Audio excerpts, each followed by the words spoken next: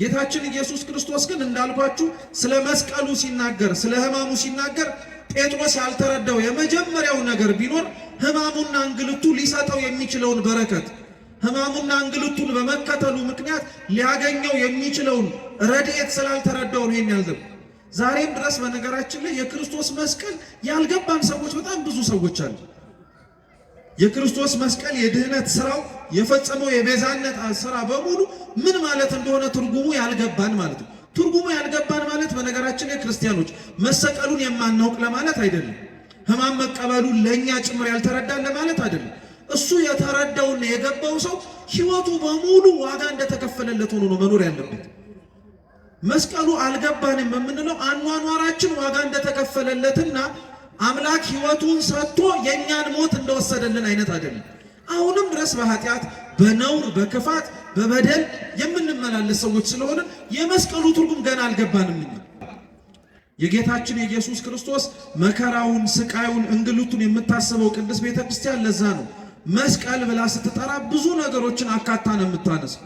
መጀመሪያ መስቀል ብለን ስንናገር የምናነሳው ወይም ስለ መስቀል ስታወራ ቤተ ክርስቲያን የምታስተምረው ስለ ክርስቶስ ስለምን አልኳችሁ? ስለ ክርስቶስ ነው።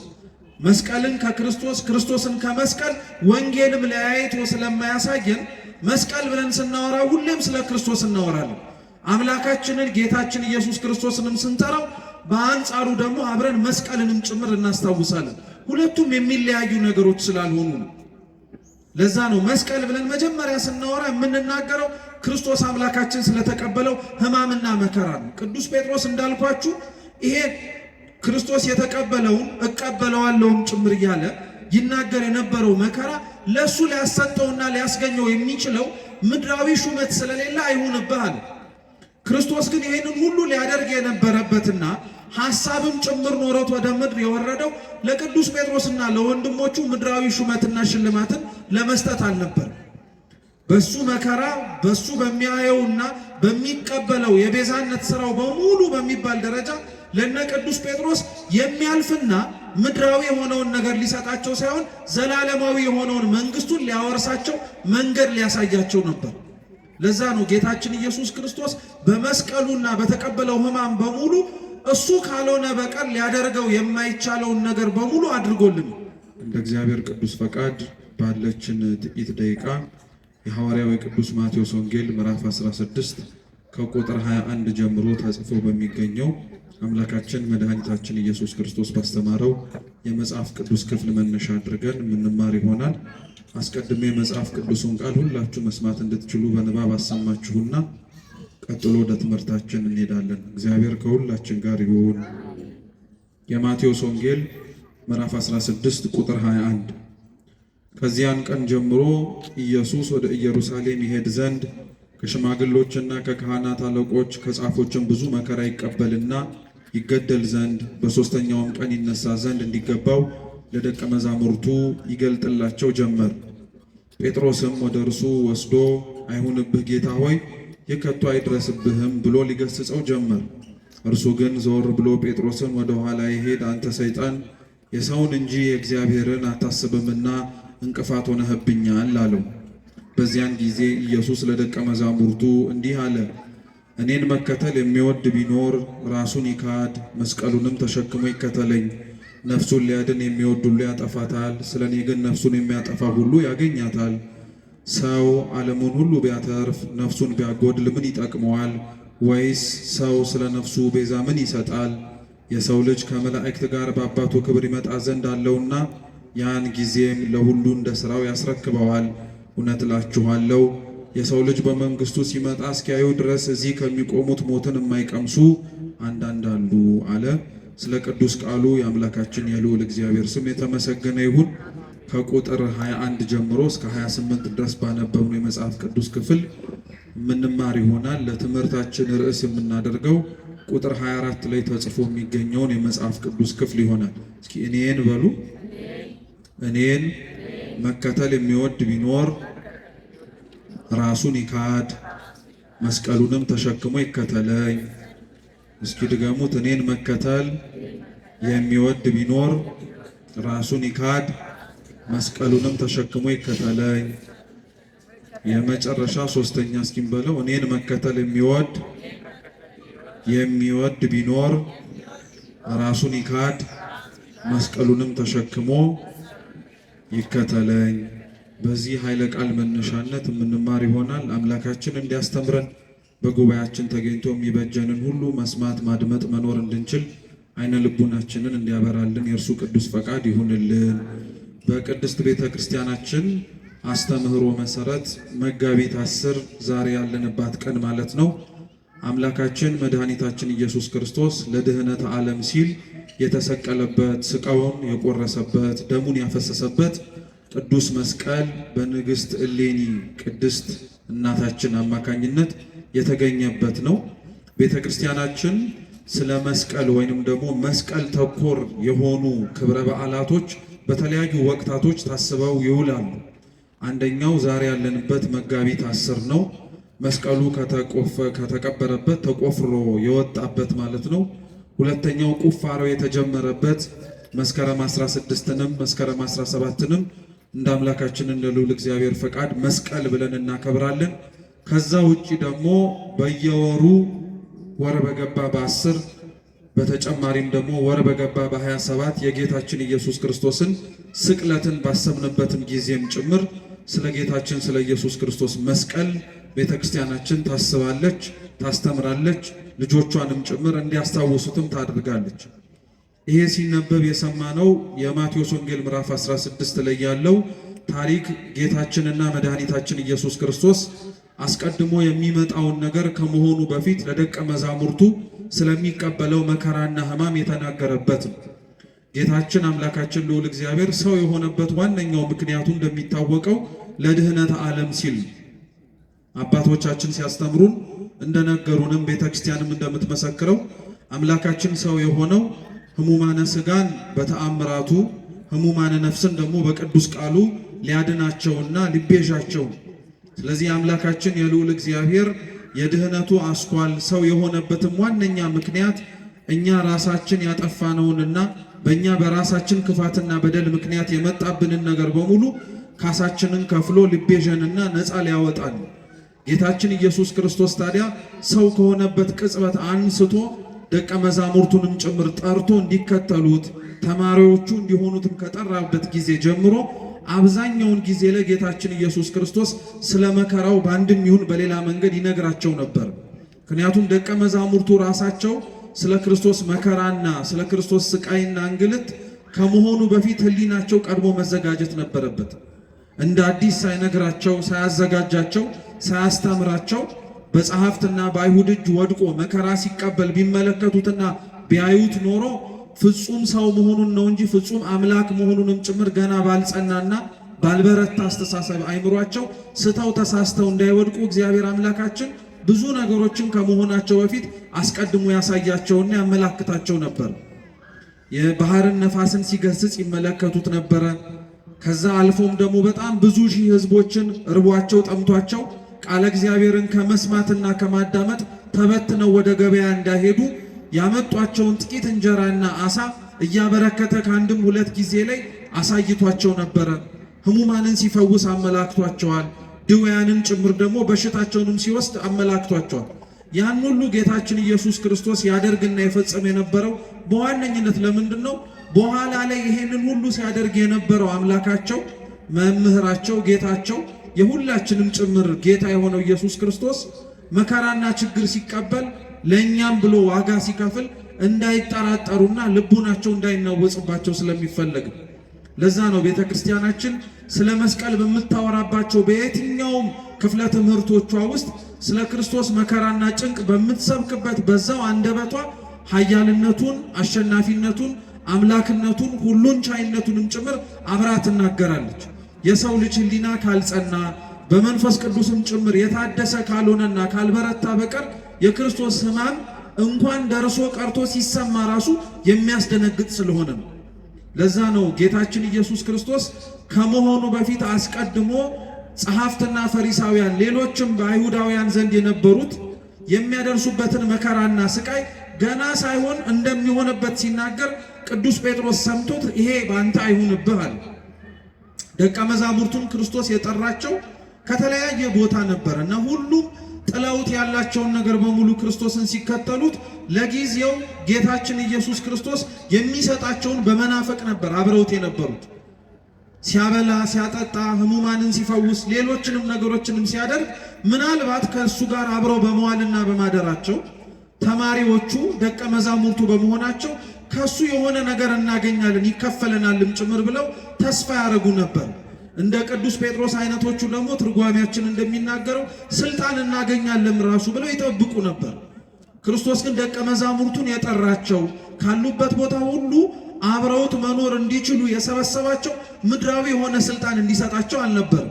ለዛም ብሎ የጠራቸው ማናቸውም አልነበረም። ይልቁኑ እንዲያውም ክርስቶስ ደቀ መዛሙርቱን ከዛ ዓለማዊ ከሆነው ሕይወታቸው ጠርቶ ወደሱ አብረውት መኖር እንዲችሉ የጠራቸው እሱ የተቀበለውን መከራ መቀበል እንዲችሉ ነበር። ስለዚህ ቅዱስ ጴጥሮስ በጊዜው ይሄ ስላልገባው ስለ ጌታ መከራና ስቃይ ከራሱ አንደበት ሲሰማ ይሄ ባንተ አይሁንብህ አለ። ሹመት ሽልማቱ የሚቀርበት መስሎት ጌታችን ኢየሱስ ክርስቶስ በሚደርስበት ለኛ ብሎ በሚከፍለው በምንም አይነት ዋጋ ውስጥ የተሰበሰቡት በሙሉ ከሱ መከራ ውስጥ የሚካፈሉትና የሚያገኙት ነገር የሌለ ስለመሰለው ባንተ አይሁንብህ አለ። የጌታችን የኢየሱስ ክርስቶስ መከራውን፣ ስቃዩን፣ እንግልቱን የምታስበው ቅድስት ቤተ ክርስቲያን ለዛ ነው መስቀል ብላ ስትጠራ ብዙ ነገሮችን አካታ ነው የምታነሳው። መጀመሪያ መስቀል ብለን ስንናገር የምናነሳው ወይም ስለ መስቀል ስታወራ ቤተ ክርስቲያን የምታስተምረው ስለ ክርስቶስ። ስለምን አልኳችሁ?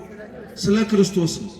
መስቀልን ከክርስቶስ ክርስቶስን ከመስቀል ወንጌልም ለያይቶ ስለማያሳየን መስቀል ብለን ስናወራ ሁሌም ስለ ክርስቶስ እናወራለን። አምላካችንን ጌታችን ኢየሱስ ክርስቶስንም ስንጠራው በአንጻሩ ደግሞ አብረን መስቀልንም ጭምር እናስታውሳለን። ሁለቱም የሚለያዩ ነገሮች ስላልሆኑ ነው። ለዛ ነው መስቀል ብለን መጀመሪያ ስናወራ የምንናገረው ክርስቶስ አምላካችን ስለተቀበለው ሕማምና መከራ ነው። ቅዱስ ጴጥሮስ እንዳልኳችሁ ይሄ ክርስቶስ የተቀበለውን እቀበለዋለሁም ጭምር እያለ ይናገር የነበረው መከራ ለሱ ሊያሰጠውና ሊያስገኘው የሚችለው ምድራዊ ሹመት ስለሌለ አይሁንብህ አለ። ክርስቶስ ግን ይሄንን ሁሉ ሊያደርግ የነበረበትና ሐሳብም ጭምር ኖሮት ወደ ምድር የወረደው ለቅዱስ ጴጥሮስና ለወንድሞቹ ምድራዊ ሹመትና ሽልማትን ለመስጠት አልነበር። በሱ መከራ በሱ በሚያየውና በሚቀበለው የቤዛነት ሥራው በሙሉ በሚባል ደረጃ ለነ ቅዱስ ጴጥሮስ የሚያልፍና ምድራዊ የሆነውን ነገር ሊሰጣቸው ሳይሆን ዘላለማዊ የሆነውን መንግስቱን ሊያወርሳቸው መንገድ ሊያሳያቸው ነበር። ለዛ ነው ጌታችን ኢየሱስ ክርስቶስ በመስቀሉና በተቀበለው ሕማም በሙሉ እሱ ካልሆነ በቀር ሊያደርገው የማይቻለውን ነገር በሙሉ አድርጎልን።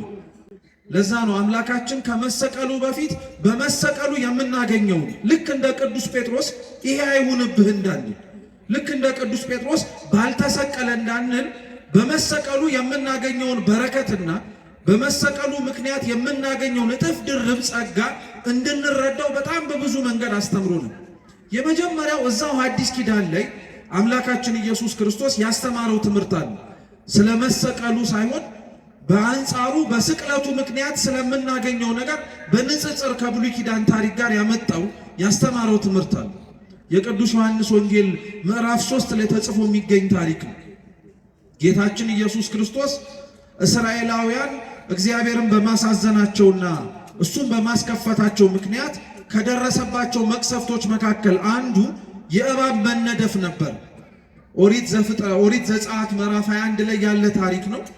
ታሪኩ እንደሚያስረዳውና እንደሚናገረው ከሆነ እስራኤላውያን እግዚአብሔር ያደርግላቸው የነበረውን ከሰማይ መና ማውረዱን በምድርም ካለ አለት ላይ ንጹህ የሆነ ውሃንም ጭምር ሰጥቷቸው መጠጣቱ ልቡናቸውንና ስጋቸውን ጭምር ብቻ ሳይሆን ነፍሳቸውንም ሊያረካላቸው አልቻለም ነበር እና እግዚአብሔርን በጣም ያሳዝኑት ነበር። ጣዖት ያመልኩ ነበረ ሲያሻቸው። የሚያበላ የሚያጠጣቸውን እግዚአብሔርን ከድተው በሌላ የክፋትና የኃጢአት ሥራ ላይ ይሰማሩበት ነበር። ስለዚህ እግዚአብሔር አምላክ ከላይ ከሰማያት መና ወርዶ ሊያበላን ይችላልን ብለው ባሙትና በተናገሩ ጊዜ ላይ መና ማውረዱን አወረደላቸው። በልተውት ጠግበው እንኳን ሳያድሩና በልተውት ጠግበውት እንኳን ጣዕሙን ሳያጣጥሙት ግን ወዲያውኑ የሚቀስ እባብ ሰደደባቸው። ሁሉንም ሰኮናቸውን እየነደፈ በጣም ብዙ ሺህ ሰዎች በዛች ዕለት ላይ ረገፉ። ወዲያውኑ ያሙትና እግዚአብሔርንም ጭምር በንግግራቸው ያሳዘኑት እስራኤላውያን መሪያቸው ለነበረው ለሙሴ ሄደው ጠየቁት። እባክህ ጸሎትን አድርግልን፣ ለምንልን፣ እግዚአብሔር ከዚህ ከመጣብን የእባብ መቅሰፍት እንዲታደግን እባክህ ጠይቅልን አሉ። ሙሴም ወደ እግዚአብሔር ጸለየ፣ ሕዝቡን እንዲያድን፣ ሕዝቡን እንዲምር፣ ይቅር እንዲላቸው ማለደላቸው። እግዚአብሔርም ለሙሴ አዘዘው፣ ከነሐስ የተሰራ እባብ በዓላማ ወይንም ደግሞ ከፍ ባለ እንጨት ላይ ሰቅለህ ለሕዝቡ እንዲመለከቱት አድርጋቸው። ያንም በተመለከቱትና ባዩት ጊዜ ላይ እባብን የተነደፉት በመርዙም ጭምር ሊሞቱ የተቃረቡት በሙሉ ይድናሉ አለ። ጌታችን ኢየሱስ ክርስቶስ ይሄን ታሪክ ጠቅሶ ስለ ራሱ መሰቀል ከመሰቀሉ በፊት ነግሯቸው ነበር። ይሄን ታሪክ ያነሳው ለምን መሰላችሁ? የመሰቀሉን ጥቅም ማወቅ እንዲችሉ። እስራኤላውያን ቀስፋቸው ከነበረና ሰኮናቸውን እየነደፈ ካመጣባቸው እባብ የዳኑት ሙሴ የሰራውን ከነሐሱ የተሰቀለውን ከፍ ብሎ የተንጠለጠለውን እባብ ተመልክተው ነበር። ዛሬ ይሄ እባብ በነገራችን ላይ ለብዙ አይነት የቤተ ክርስቲያን ምልክቶች ወይም ዓለማዊ የሆኑ ቦታዎችም ይጠቀሙት። ለምሳሌ በቤተ ክርስቲያናችን ብፁዓን አበው ሊቃነ ጳጳሳት ይጠቀሙታል። የሊቃነ ጳጳሳቱን ወይም ደግሞ ቅዱስ ፓትርያርኩን በትረ ሙሴ የተመለከታችሁት ከሆነ ከላዩ ላይ የነሐስ እባብ የሚመስል እባብ ምልክቶች አሉ። ታሪኩ የሚመነጨው ከዚህ ነው። ታሪኩ የሚመነጨው መነሻ ምክንያቱም ይሄን ነው። ይሄን ታሪክ የገባው ሰው ቅዱስ ፓትርያርኩ የሚይዙት የበትረ ሙሴ ምሳሌነቱና ዓላማውም ይረዳል። ከቅዱስ ፓትርያርኩ ውጪ ደግሞ ይሄ በዓላማ የተሰቀለው እባብ ሌላ ቦታ ብትፈልጉት የምታገኙት ፋርማሲ ነው። ፋርማሲ ስትገቡ ወይ በፋርማሲ ታፔላ ላይ አይታችሁ አታውቁ? የቆመ እንጨት ላይ የተንጠለጠለ ወይም የተጠመዘዘ እባብ ቆሞ እና ብዙ ሰው ግራ ይጋባል። እባቡን ከፋርማሲው ጋር ምን አገናኙ? እባብ እኛ የምናውቀው መርዝ ሲኖረው ነው፣ ነድፎ ሰውን ሲያጠፋና ሲገድል ነው። የሚመጣበትም ሰው ሲጸየፈውና ዞር በልልኝ ብሎ ሲያባረው አሊያም ቀጥቅጦ ሲገለው ነው የምናውቀው። ይሄኛው እባብ ግን የተለየ ምስጢር ስላለው ይሄኛው እባብ አንደኛ ከነሐስ የተሰራ ነው። ምን ማለት ነው? ያ የነሐሱ እባብ ልክ እስራኤላውያንን ነድፏቸው ሕይወትን እንዲያጡ ሞት እንዲመጣባቸው እንዳደረገው እባብ መርዝ የሌለው እባብ ነው። አንደኛ። ሁለተኛ ይሄኛው እባብ ከፍ ብሎ የተሰቀለ እባብ ነው። ያኛው መሬት ላይ እየሄደ ወይንም ደግሞ በመሬት ላይ እየተመላለሰ ሰኮና ሲነድፍ የነበረ ነው። ይሄኛው ግን ከፍ ብሎ የተሰቀለ እባብ ነው። ሶስተኛ ይሄኛውን እባብ እየተመለከቱትና እያዩት የሚሸሹት የሚርቁት ነው። ይሄኛው እባብን ግን በነሐሱ የተሰራውንና በዓላማ ላይ የተሰቀለው ግን ለማየት የሚናፍቁት ነው። የሚሸሹት ስላዩትም ጭምር ደግሞ መዓትና መቅሰፍት ይመጣብናል የሚሉት አይደለም። ይሄ የተሰቀለው የነሐሱ እባብ የክርስቶስ ምሳሌ ነበር። የነሐሱ እባብ የክርስቶስ ምሳሌ ነበር። እንዳልኳችሁ የነሐሱ እባብ መርዝ የለው። ክርስቶስም እንደዚሁ ሁሉ ንጽሐ ጠባይ ያላደፈበት ኃጢአትም ጭምር የሌለበት ንጹሕ አምላክ ለመሆኑ ምሳሌ ነው። እየሰማችሁ ንጹሕ አምላክ ለመሆኑ ምሳሌ ነው። ሁለተኛው የነሐሱ እባብ የተሰቀለው ምኑ ላይ ነው? እንጨት ላይ ነው፣ ከፍ ብሎ ነው። የነሐሱ እባብ ኃጢአት የሌለበት ኃጢአተኞች የሆኑትን ወይም ደግሞ በመርዝ የተነደፉት ግን አይተውት የሚድኑበት ከፍ ብሎ የተሰቀለበት እንጨት ደግሞ መስቀል ነው። ለዛ ነው እንዳልኳችሁ ቅድም ክርስቶስን ከመስቀሉ መስቀሉን ከክርስቶስ መለያየት አይቻልም። እባቡንና ዓላማውን ራሱ አንድ ላይ ነው የተመለከቱ። እባቡ ለብቻ፣ በአንጻሩ ደግሞ የተሰቀለበትም ከፍ ብሎ የታየበትም ዓላማ ለብቻው ሆኖ አይደለም። ዓላማ እያለን የምንጠራው እንጨቱን ነው። እሺ እየሰማችሁ ነው? ዓላማ ብለን የምንጠራው እባቡ ከፍ ብሎ የተሰቀለበትን እንጨቱን ተለያይተው ሳይሆን ስንት ሆነው ነው ያየናቸው? አንድ ሆነው ነው የተመለከትናቸው። አንድ ሆነው ነው ያየናቸው። ስለዚህ እባቡ ለክርስቶስ ምሳሌ ሲሆን፣ መርዝ አለመኖሩ ክርስቶስ ኃጢአት እንደሌለበት ማስተማሪያ ሲሆን፣ ያ እባቡ የተሰቀለበት እንጨት ደግሞ የምን ምሳሌ ነው አለ? የመስቀሉ ክርስቶስ ከፍ ብሎ የታየበት የመስቀሉ ምሳሌ ነው። ይሄ ብቻ ግን አይደለም። ቅዱስ ጎርጎርዮስ ዘእንዚናዙ ከፍ ብሎ የተሰቀለውን እባብ ይመለከተውና ምን ብሎ ይናገራል? ይሄ እባብ ይላል። እየሰማችሁ ነው? ይሄ እባብ ልክ እንደዛኛው እንደተናደፈው እና መርዝም እየረጨ እንደገደለው እባብ አይነት እባብ አይደለም ይልና ይሄኛው እባብ መከራ፣ ስቃይ፣ እንግልት ብታቀርቡበት አይሰማውም ይላል። አሁን ለምሳሌ የነሐስ እባብ ተሰርቶ ልክ ሕይወትና እንደሚንቀሳቀሰው እባብ ብትመቱት ይሰማል? ምን ስለሆነ? የነሐስ እባብ ስለሆነ ነው አይደል? እና ቅዱስ ጎርጎርዮስ ምን ይላል? የነሐሱን እባብ ስትመቱት ህመሙ አለመሰማቱ እንደዚሁ ሁሉ ምንን ለማጠየቅ ነው ይላል። እግዚአብሔር አምላካችንም መከራውን፣ ስቃዩን፣ እንግልቱን ተቀብሎ ብትመለከቱት እንደዚሁ ተራ ሰው ነው ብላችሁ እንዳታስቡት። ህማሙ አለመሰማቱን ልክ የነሐሱን እባብ ስትመቱት ህመም አይሰማውም እንዳላችሁት ሁሉ በመለኮታዊነቱ በእግዚአብሔርነቱ ጭንቅና መከራ ላለመድረሱ ማሳያ ነው ይላል። ቅዱስ ኤፍሬም ሶርያዊ ደግሞ የተሰቀለውን እባብ እየተመለከተ ምን ይላል? ይሄ የተሰቀለው እባብ ሕይወት የሌለው እባብ የሞት ምሳሌ ነው ይላል። ክርስቶስ ያሸነፈው በመስቀሉም ድል ያደረገው ምልክት ነው ብሎ ይናገራል። ስለዚህ ክርስቶስ በዛች ቅጽበት ላይ ይሄንን ታሪክ አንስቶ ለሕዝቡ ሲናገር የነበረው በመሰቀሉና መከራ በመቀበሉ ምክንያት እኛ ክርስቲያኖች የምናገኘውን በረከት እየነገረን ነበር። አንደኛ ያስጨነቀን እየነደፈን ጭምር ኃጢአት የተባለ መርዙን ሲዘራብን የነበረውን ሰይጣንን አሸነፈልን። አንደኛ። ሁለተኛ ያሸነፈልን ድል ያደረገልን አምላካችን ደግሞ ስለኛ ሲል ከፍ ብሎ ታየልን። ምን ታርጎ ታየልን? ከፍ ተብሎ ታየልን። ስለኛ ሲል ማለት ነው። ስለኛ ሲል ከፍ ብሎ ሌላውን በሙሉ መመልከትና ማየት በሚችልበት ደረጃ ላይ ከፍ ብሎ ተመለከተልን ክርስቶስ። አንደኛ በዚህ ምሳሌ አስረዳቸው። ከዚህ ምሳሌ ውጪ ስለ ክርስቶስ መስቀል በሌሎች መጽሐፍትም ጭምር የምናገኘውን ጥቅም ደግሞ መጽሐፍ ቅዱሳችን ሲነግረን ለሁለተኛ ምሳሌ አድርገን የምናነሳው ሁለተኛ ነገሥት ምዕራፍ 6 ላይ ያለ ታሪክ ነው። የታሪኩ ባለቤት የኤልያስ ደቀ መዝሙር የነበረው ነቢዩ ኤልሳ ነው። ኤልሳ ከደቀ መዛሙርቱ ጋር ወይንም ደግሞ ነቢያት በጥንት ሰብስበው ያስተምሯቸው ከነበሩት ተማሪዎቹ ጋር አብሮ በሚሄድበት ጊዜ ላይ ተማሪዎቹ ምሳር ይዘን ወይንም ደግሞ የምንቆርጥበት መጥረቢያ ይዘን እንጨትም ቆርጠን ማረፊያ የሚሆነንን መቀመጫ የሚሆንብን ስፍራ እንስራ ነው። ፈቀደላቸው፣ ስሩ አላቸው። ከደቀ መዛሙርቱ መካከል አንዱ በያዘው መጥረቢያ እንጨት ሲፈልጥ አቅራቢያው የነበረ ሐይቅ ወይንም ደግሞ ባህር የታቆረ ውሃ ስለነበረ ወዲያውኑ ይፈልጥበት የነበረው መጥረቢያው ወደ ውሃው ገባበትና ሰጠመበት። ያው መጥረቢያው መስጠሙ ያን ያክል የሚደንቅ ነገር አይደለም። ክብደት ያለው ነገር ስለሆነ ግዴታ ወደ ውሃው ውስጥ መስረግ አለበት፣ መግባት አለበት። ወዲያውኑ ያደቀ መዝሙር ደነገጠና ወደ ኤልሳ ሄዶ ነገረው። የተበደርኩት የራሴ ያልሆነ የሰው መጥረቢያ ነው። እንጨት ልፈልጥ ስል ወደ ውስጥ ገባብኝና አሁን እንዴት ብዬ ላውጣው? ጠፍቶብኛል። ምን እባክህ እርዳኝ ብሎ ለኤልሳ ነገረው። ነቢዩ ኤልሳ ምን አደረገ? ከዙሪያው መካከል ከነበሩት የእንጨት ቅርፊቶች ወይም እንጨት አነሳና ባህሩ ላይ ጣለው። እየሰማችሁ? ባህሩ ላይ ሲጥለው ኤልሳ የጣለው እንጨት ወደ ውስጥ ሰረገ። የሰረገው ብረት ደግሞ እንጨቱ ወደ ውሃው ውስጥ ሲገባ ከፍ ብሎ ወጣ። ያም ሰው የጠፋበትን ወይንም ደግሞ ተበድሬው ነበረ ሰው ሊቆጣኝ ይችላል ያለውን መጥረቢያ ተማሪው ይዞት ወጣ። ምን ለማለት ተፈልጎ ነው? በተፈጥሮ ወይንም ደግሞ በምናውቀው መንገድ እኛ የምናውቀው እንጨት ሲንሳፈፍ ነው እንጂ ወደ ውስጥ ሲገባ አይደለም። በተፈጥሮ እኛ የምናውቀው ክብደት ያለው ነገር ልክ እንደ መጥረቢያ ያለ ነገር ወደ ውሃ ሲሰጥም ነው እንጂ ተንሳፎ ወደ ላይ ሲወጣ አናውቅም። የትኛውም ሰው ድንጋይ ሲንሳፈፍ አይቶ አያውቅም። ድንጋይ ጥለነው ምን ሲያደርግ ነው የምናውቀው? ወደ ውስጥ ሲገባ ነው የምናውቀው። በዚህ ቅጽበት ላይ ግን እኛ ከምናውቀውና ከለመድነው አዲስ ነገርን እግዚአብሔር አምላክ በነቢያቱ በኩል አደረገ። ምን ሊያስተምረን ፈልጎ መሰላችሁ?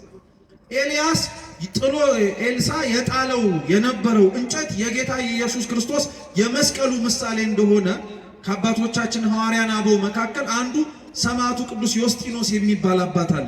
በረከቱ ለሁላችን ትድረስ።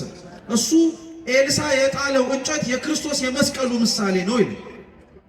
በአንጻሩ ደግሞ ተማሪው ሲጠርብበት የነበረው ወይንም ደግሞ ሲፈልጥበት የነበረው መጥረቢያ ደግሞ የሞት ምሳሌ ነው። ሲፈልጥበት የነበረው መጥረቢያ ወደ ውስጥ ገባ ወይንም ደግሞ ሰጠመበት።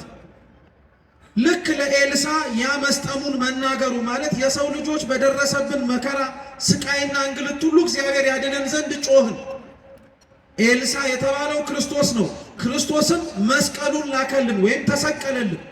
ባህሩ ላይ ጣለው ማለት ወደ ምድር ወርዶ ተሰቀለ ማለት ነው።